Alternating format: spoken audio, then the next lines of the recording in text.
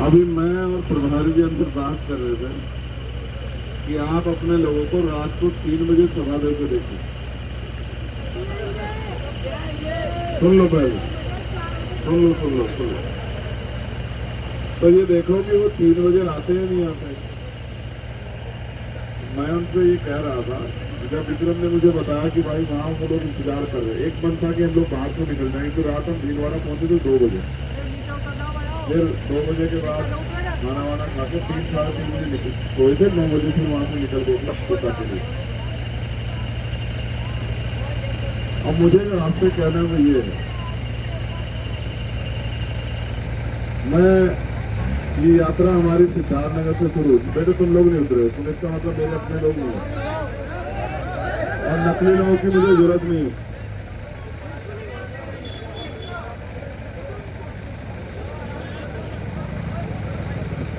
आराम से उतरो, आराम से। लेकिन एक बार की बात नहीं मानोगे तो एहसास होगा कि तो ये यात्रा हमने शुरू की सिद्धार्थनगर से। सिद्धार्थनगर कहाँ है ये भी मैं आपको बताता हूँ। सिद्धार्थनगर है नेपाल का बॉर्डर, ठीक है। नेपाल का बॉर्डर होने के साथ साथ वो एक ऐतिहासिक धरती है। भगवान बुद्ध वहां जन्मे, लुम्बिनी कपिलवस्तु। तो पूरी दुनिया को शांति का संदेश गया है वहां। पूरी दुनिया के लोग वहां आते हैं सिद्धार्थनगर। अब सवाल ये है, ये बात मैं आपसे इस समय क्यों कर रहा हूं।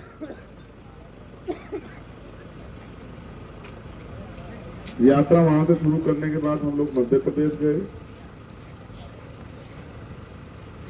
और मध्य प्रदेश के बाद हम लोग राजस्थान आए। आज यात्रा का यहाँ 9वां दिन स्टार्ट हो गया। मैं जब लोगों से बात करता हूँ या दूसरे लोग जब हमारे बारे में भीम आर्मी आजाद समाज पार्टी के बारे में बात रखते हैं तो मैं सुनता हूँ, कहता हूँ कि भाई वो तो नौजवान लोग हैं, वो तो बहुत समझदार लोग नहीं हैं, वो तो बहुत जिम्मेदार लोग नहीं हैं। कोई कहता है कि वो कांग्रेस बीजेपी के लोग हैं, कांग्रेस बीजेपी कई से इशारे से वहां जाते हैं और वो मिशन के लोग नहीं। कभी कभी मेरे मन में भी ये बात आती, क्या हो सकता है ये सच है? नहीं, मैं तुमसे नहीं पूछ रहा, मेरे मन में ये बात आती। सुनो गंभीरता। लेकिन जब मैं आज विक्रम ने मुझसे कहा कि वो इंतजार कर रहे, एक मेरा मन था कि भाई चलो, अरे पूरी दिनता हो गया काम करते, चलो जयपुर पहुंचे। फिर मैंने सोचा चलो चलते। और जब मैंने यहाँ आपको उत्साह में देखा तो फिर मेरा मन हुआ, एक तो मैं ये कहता हाथ जोड़ के अच्छा भाई चल रहा हूँ आगे हम। फिर मेरा मन हुआ कि आपसे बात की। दुनिया चाहे कुछ भी कहे, आप हमारे विरोधी चाहे कुछ भी कहें, मगर मैं ये मानता हूँ जो आदमी 12 बजे, सवा बजे, 12 बजे रात में यहाँ खड़ा है वो गैर जिम्मेदार नहीं हो सकता। अगर वो गैर जिम्मेदार होते तो आराम से पढ़ के सोते कि भाई चलो ठीक है, लेट हो गए, भाई की गलती है, हमारी थोड़ा ही है। अब हम तो इंतजार कर लिया आपने, अब वो नहीं आए तो कोई बात नहीं, अपना घर जा रहे। तो यहाँ 10 लोग मिलते, समझ रहे हो? तो इसका मतलब ये बात तो गलत है कि आप लोग जिम्मेदार लोग नहीं। दूसरी बात, कोई किसी को कितना पैसा दे, कोई किसी के कितने पीछे खड़े हो जाए, लेकिन रात को 12 बजे कोई किसी का इंतजार नहीं करता। ये वही कर सकता है जिसके दिल में सामने वाले के प्रति प्यार हो, विश्वास हो, अपनापन। आपको एहसास भी नहीं कि जब रात को इतनी बड़ी संख्या में आप यहाँ खड़े हो तो मेरी हिम्मत कितनी बढ़ती है। जब मुझे उस दिन गोली लगी ना तो मैं ये सोच रहा था कि भाई आगे की लड़ाई कैसे लड़ी जाए,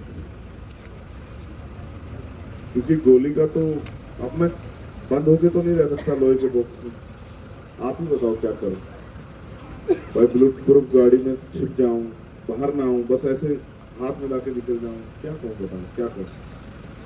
फिर मैंने ये तय किया अपने मन में कि जिस कुदरत ने जिंदगी दी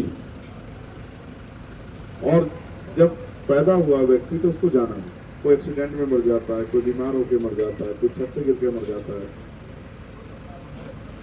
और तमाम तरह की चीजें होती हैं, उनमें जान चली जाती है। तो मैंने कहा जान तो खुद जानी, फिर डर के काहे कुछ नहीं। जब मैं, मेरे फादर ने मेरा नाम चंद्रशेखर आजाद रखा तो कुछ सोच के रखा होगा, उनके मन में कुछ बात होगी। तो अगर आजाद भी डर जाएगा तो फिर कैसे चलेगा। फिर मैंने तय किया ये जो जिंदगी मुझे मिली है ना, दूसरी जिंदगी थी वो। हमारे पुलिस लोग यहाँ खड़े हैं, गोली ना जाति देखती ना धर्म देखती, और कहते रहो कि आप फौलाद का सीना, कुछ होता नहीं है। गोली जब निकलती है तो सब चीर के निकल जाती है। अगर 1 इंच गोली इधर उधर होती तो शायद आज आपके घरों में मेरी तस्वीरें होती और आप याद करते कि हमारा एक भाई भी था। लेकिन मुझे जो दूसरी जिंदगी मिली, और मैंने अपने साथियों से उस दिन तय किया कि मेरा पिछला जीवन में हो सकता है कुछ कमी रही हो आंदोलन को लेके, कि मैंने देर से शुरू किया, लेकिन मैं इस जीवन का एक एक मिनट, चाहे मुझे रोटी मिले ना मिले, चाहे मुझे पानी मिले ना मिले, चाहे मुझे सुख सुविधाएं मिले ना मिले, लेकिन मैं एक एक मिनट लोगों को तैयार करने में लगा हूँ। क्योंकि ये पूरी लड़ाई ही लोगों को तैयार करने की। तो कोई अकेला आदमी लोकतंत्र में कुछ कर ही नहीं सकता। लोकतंत्र यानी कि बहुमत का शासन, जिनका वोट होगा उनका राज होगा। और मैं आपको इसलिए जगाना चाहता हूं कि आप अपने अधिकारों को समझें। अभी अभी बिहार में जातिगत जनगणना हुई, और जातिगत जनगणना के आंकड़े कहते हैं कि 90% आबादी बिहार में SC, ST, OBC और माइनॉरिटी। और इस बात को हमारे महापुरुष बहुत दिन से कहते चले आ रहे हैं कि 85% लोग हम हैं, 15% वो लोग हैं जो लोग सत्ता में काबिज हैं। लेकिन अभी वो जनगणना अधूरी है।